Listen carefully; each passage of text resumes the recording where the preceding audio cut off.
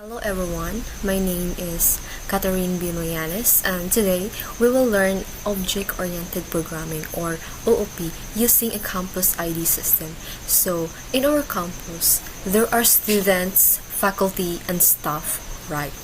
So every person has some basic information like their name and campus ID, but each type of person can also do special things. So students can enroll in coding subjects like object-oriented programming, data structures, and algorithms. So faculty can teach these coding subjects, and staff can process documents or log requests. So instead of writing separate code for each type, we can use inheritance. So inheritance let us share common things from the parent class to the child classes. So we don't have to write the same code again. So by the end of this tutorial, you will learn how to create parent and child classes, how to use super open and close parentheses that init to reuse constructors, and how to apply is a relationship correctly, and how to loop through multiple objects and call role specific methods. So first we start by defining a class called person. So a class is like a blueprint. So the person class represents anyone inside the campus, like the students, faculty, and staff. Then, since all of them are people, they share common information like name and campus ID. So here we create a constructor init method. So the init method is called a constructor. So it runs automatically when we create a new object. And then, so this means that we have here name, self.name is equal to name, and self.campus underscore ID is equal to campus ID. So this one is it store the data inside the object. So this means every person object will always have name and campus ID. So here we create another method, a function name introduce. So this method prints the person's information. Since this methods is inside the person class, so all child classes will inherit this method automatically. So that means that students can introduce themselves, faculty can introduce themselves, and staff can introduce themselves. So we write it once and everyone can use it. So this avoids repeating code. So here we create also a class named student. So a student is a person. So the student class automatically gets name, campus ID, and program. Program, and also they can get the introduce method. So constructor, so we use here a constructor super init. We use here a constructor with super. So this line calls the constructor of the parent class person. So it saves name and campus ID. So we do this so we reuse the parent's code instead of rewriting it. So here is we also create a new attribute. Here self.program is equal to program. So this is unique to students like BSIT, BCSC, or BSEd. Then here we also create a new function name role that have a one parameter subject. So only students can enroll in these subjects. Faculty and staff do not have this method.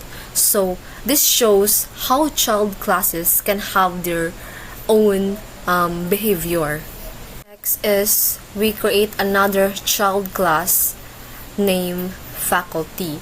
So faculty is also a child class of person. So that means a faculty is a person.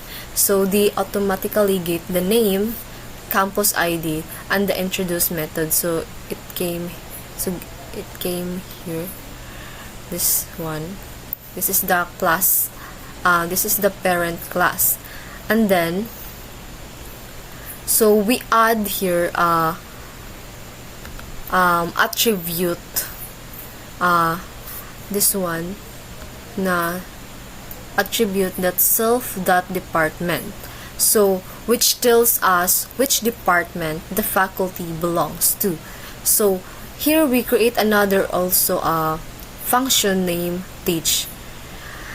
So the teach method is unique to faculty. It takes a subject as input and prints a message saying the faculty is teaching that subject. So again, this one super init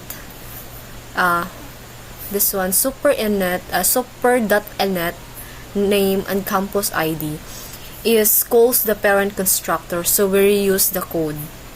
We create another class called staff.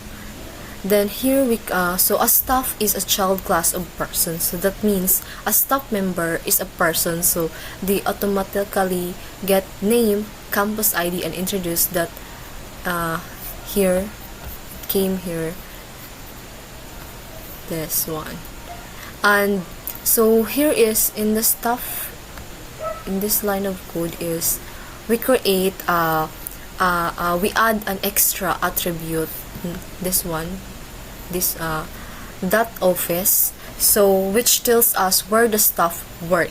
And here also is we create another function called process underscore request, that it have also a parameter request underscore type.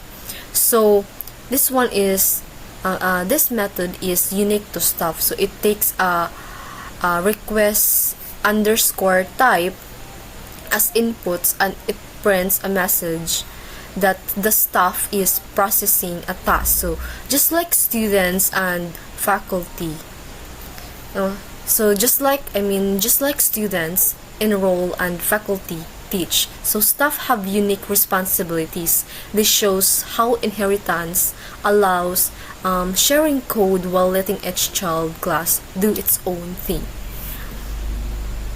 So here we create three object. So this one is the one student and one faculty and one staff member. So Jenny is a student in the BSIT program, and Dr. Sam is a faculty CEIT department, and Staff J is a staff member in the admin office. So Jenny is a student in the BSIT program, and Dr. Sam is a faculty in the CEIT department, and Staff J is a staff member in the admin office. So each object stores its own information and separately. So this is called object instantiation in OOP. So notice that all this all of these three object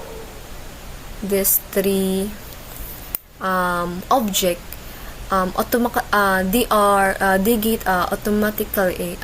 run automatically, have the introduce method, because they inherit from the person in here.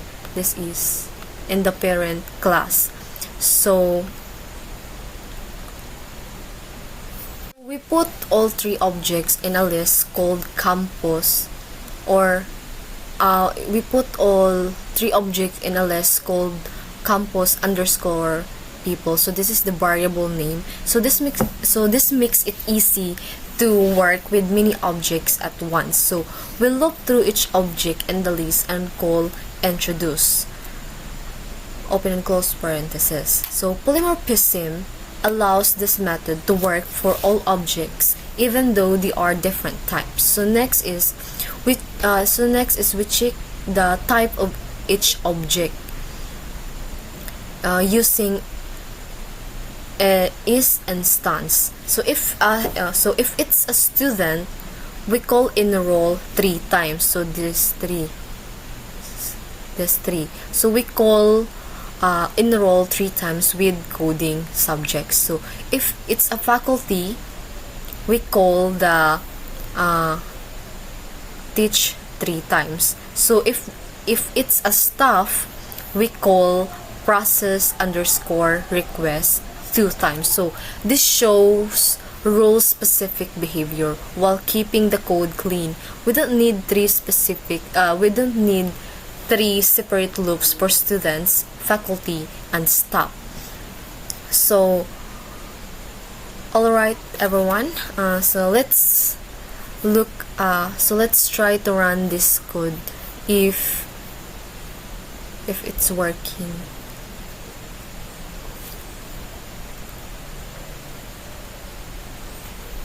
Also, okay, it is running. So first we see Jeannie, our student. She introduced herself with her name and campus ID. And then she enrolls in here subjects and OOP here, and data structures and algorithms. So next is we see Dr. Sam, our faculty here. He is our faculty. So he introduced himself and teaches the same subject, the same subject and what Jenny enrolled. Lastly is we see Jay, our staff member. So he introduced himself and processes the request we give him, this one, and lab setup requests. So we see how each person does their own task, but they all share the same common info from the parent class. So that's inheritance in action, and I think that's all everyone. So we learned how inheritance works and how students, faculty, and staff can share info but still do their own tasks. So keep practicing with your keep practicing and try creating more objects and see how they interact. So the more you explore, the stronger your object-oriented programming skills will become. So keep coding, have fun, and keep learning. Bye-bye.